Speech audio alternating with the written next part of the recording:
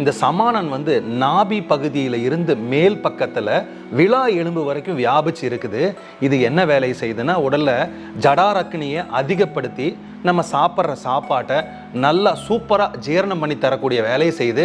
அது மட்டும் இல்லைங்க, வயிற்றில் இருக்கக்கூடிய சிறுகுடல் பெருங்குடல் ஜீரணிக்கு தேவையான அந்த ஆசிடை உண்டு பண்ணுறது, அந்த உறுப்புகளெல்லாம் பாதுகாக்கக்கூடிய விஷயங்களை பண்ணுது. இது மட்டும் இல்லாமல் உணவை ஜீரணம் பண்ணி அந்த சத்தை தனியாக எடுக்கிறது, மலத்தை தனியாக எடுக்கிறது, மலத்தை தள்ளுறது, இந்த விஷயங்களை எல்லாம் இந்த சமானன் வாயு பண்ணுறது. அடுத்தது உதானன் வாயு. இந்த உதானன் வாயு மார்பு பகுதியை இருப்பிடமாக தலைமையிடமாக கொண்டு செயல்படுது. அது எது வரைக்கும் வியாபிச்சிருக்குதுன்னா, தொண்டை, தலைப்பகுதி, கை கால்கள், இந்த இடமெல்லாம் வியாபிச்சிருக்குது.